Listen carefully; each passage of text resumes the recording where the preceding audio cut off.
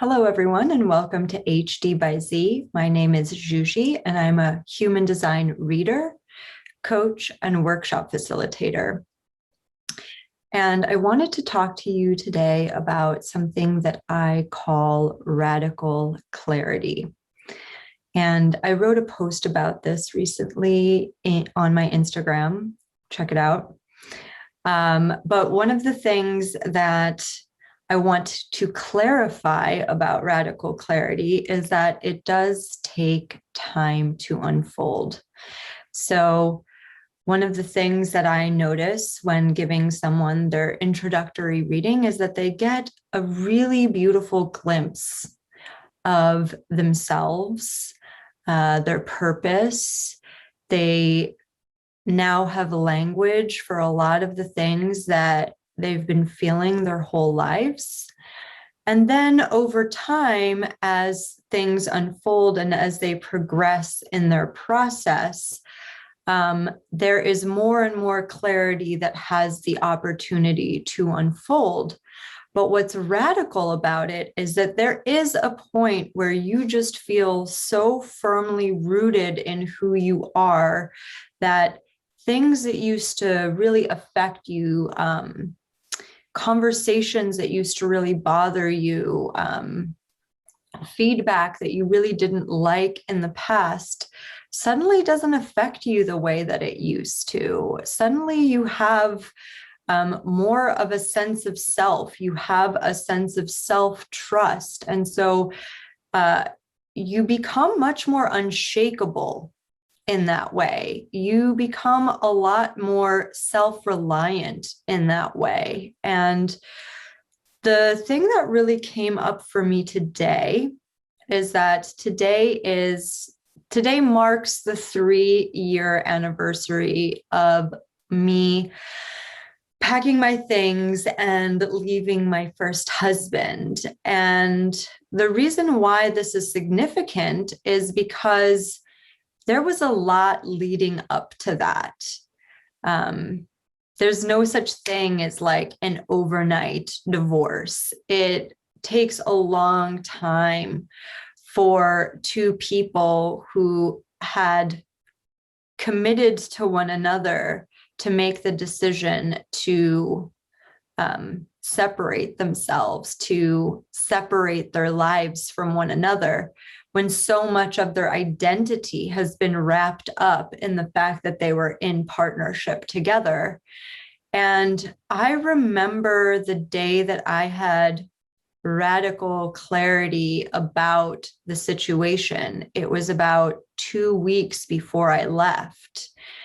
And up until then, what had sort of been swirling around in my mind is, I don't know what to do. I don't know what to do. How am I going to figure this out? What's going to happen? I don't know what to do. And then there just came this spark and this moment where all of a sudden I was like, I know exactly what to do. I know exactly what's going to happen. I know exactly what it is that what step I need to take in order to ensure my happiness. Because I had to really come to the understanding that this wasn't it. I really had to come to terms with the fact that this was no longer working, no matter how hard I tried to make it. I was forcing something that wasn't going to happen. And after that, everything really just fell into place. You know, of course, there were phone calls I had to make and arrangements and things like that, but it all took shape in a matter of days, because I had that radical clarity and I decided. And the thing is, most of my clients come to me in a time in their lives where they feel very stuck, where they don't know what to do, when they don't feel like they have any answers, when the next step just seems so out of reach for them. And it always turns out that they know exactly what they want. They've known all along. It's just that it takes the mind a little bit of time to catch up with what's truly in here, the truth that you may have been avoiding because you were scared, understandably so, because uncertainty is really uncomfortable for us, and because we are really caught up in worrying about what other people will think about our decisions. But the radical clarity that I had in that moment was not just about the next steps that I needed to take in order to move on from that relationship. It was also this deep understanding in that moment that nobody else had to be in that marriage but me. I couldn't continue to live my life for anybody else but myself. No matter who I was disappointing, which turns out I wasn't disappointing anyone, no matter who would judge my decision to leave, turns out nobody really did. And if they did, I didn't hear about it. And not to mention, what are you missing out on by staying in a situation that you're not satisfied in, that you don't feel comfortable in, that doesn't feel good to you any longer?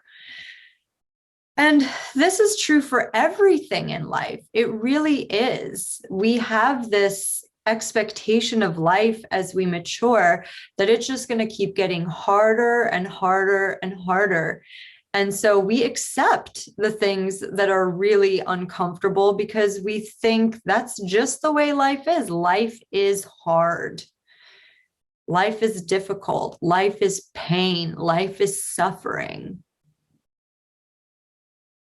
We also don't really feel like we can do any better.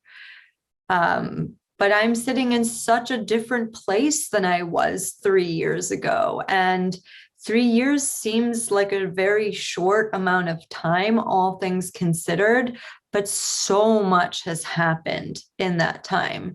So much has unfolded since then. Most notably, the fact that I fell in love with somebody else.